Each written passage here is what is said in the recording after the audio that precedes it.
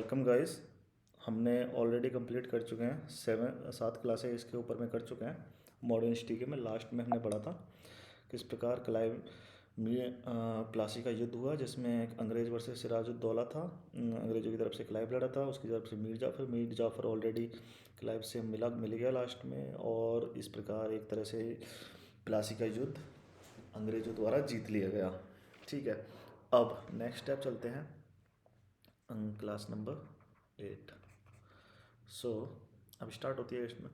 अब मीर जाफ़र को बंगाल का नया नवाब बना दिया गया 1757 से 1760। ठीक है, इसको एक तरह से कठपुतली शासक भी बोलते थे। इसको अंग्रेज़ों का कठपुतली शासक था ये।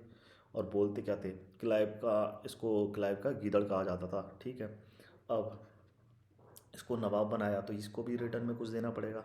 इसने रिटर्न में क्या दिया, इसने क्लाइव को 2,34,000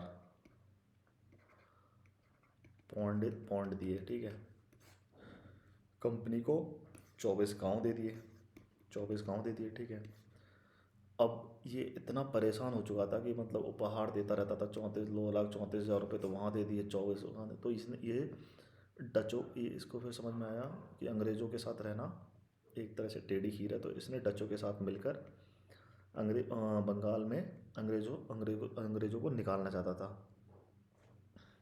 अब इसकी खबर वहाँ मिली, अंग्रेज़ों को पता चली, तो इसको 1760 में वेंसिटार्ट नाम से, जो कि गवर्नर था, उसने इसको हटा दिया और मीर कासिम नाम के बंदे को यहाँ का नया नवाब घोषित कर दिया।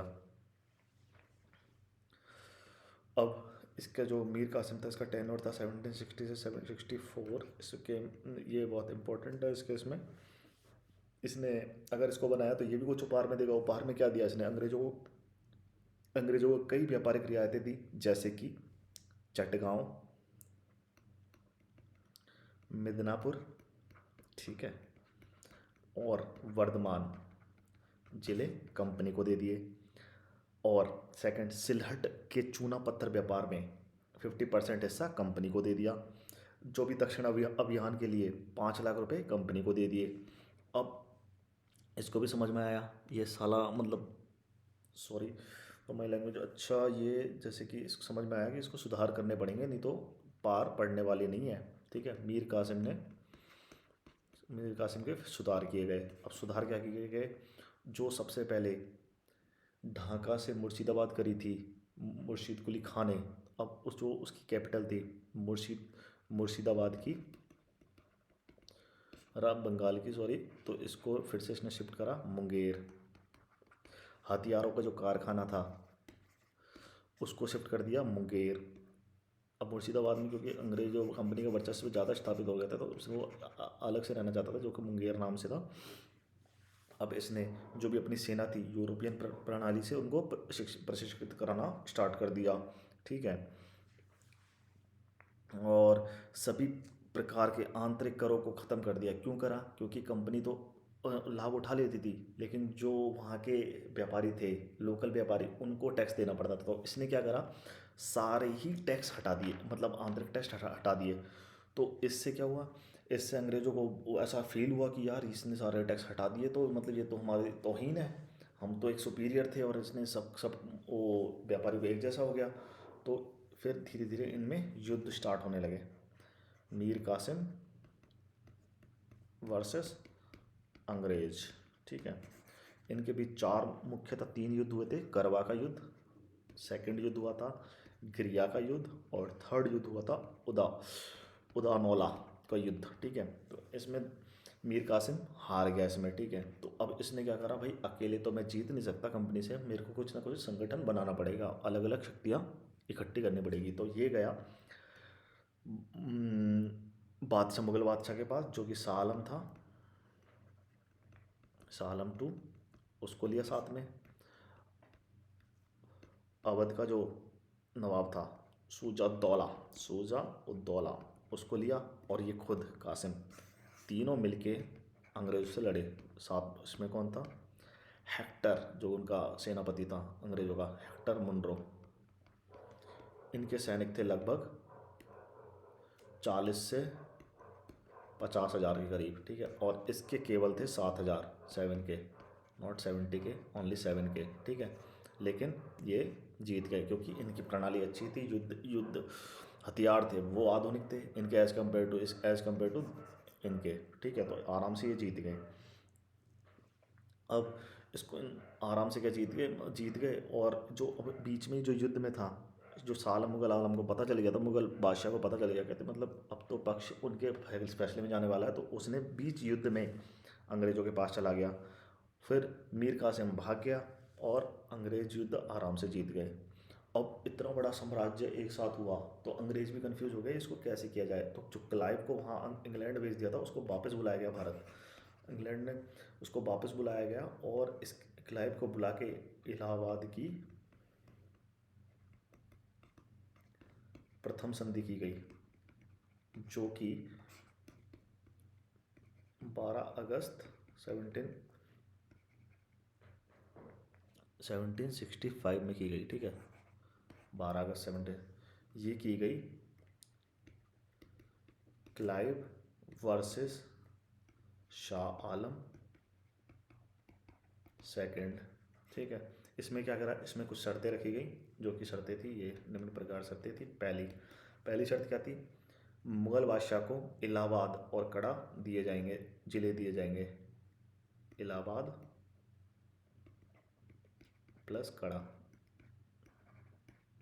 जिले दिए जाएंगे। सेकंड, मुगल बादशाह को अंग्रेज प्रतिवर्ष 26 लाख रुपए देंगे।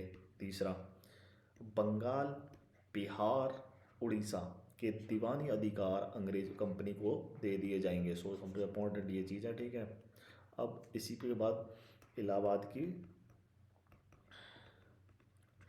दूसरी संधि हुई, ये किसके साथ हुई, और इसकी डेट है वैसे तो 16 अगस्त 1765 को ये हुई थी। क्लाइव जो कि अंग्रेजों की तरफ से था, प्लस शुजा-उद-दौला जो कि अवध का नवाब था, ठीक है।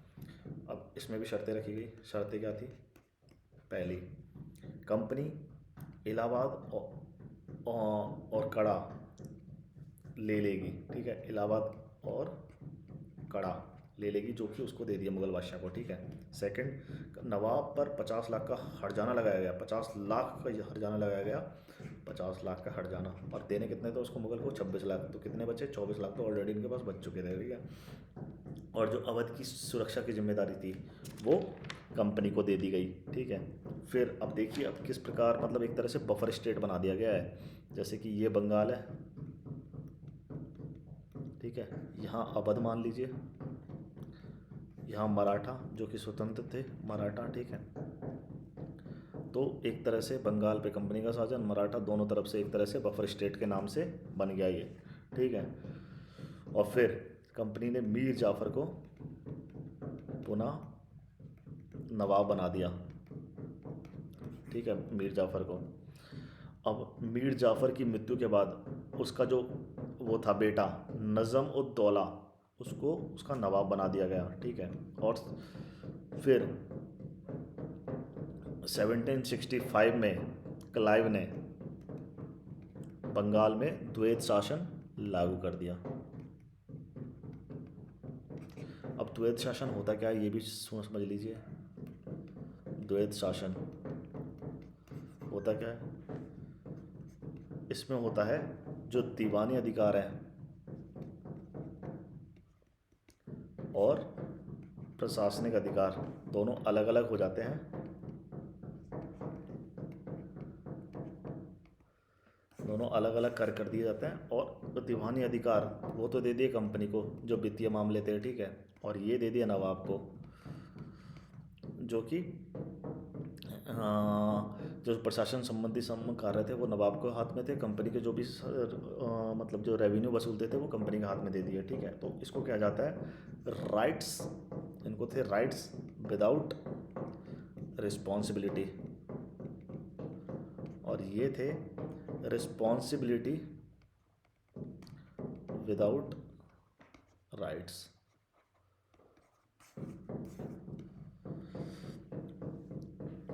और ये और जो भी प्रशासन चलाने के लिए कंपनी क्या करती थी, इसको 53 लाख इसको दे देती थी हर साल, भाई इनसे चलाओ, 53 लाख इसको दे देती थी और ये चलाओ, ठीक है। और फिर अब क्या हुआ, अब 1772 में बंगाल का गवर्नर था जो वॉरेन हेस्टिंग, उसने द्वैत शासन को समाप्त कर दिया। ये जो द्वैत शासन क्लाइव द्वारा लागू किया गया था, इसको 1772 में बंगाल के गवर्नर वॉरेन हेस्टिंग ने ख़त्म कर दिया, ठीक है। और जो बंगाल का अंतिम नवाब था,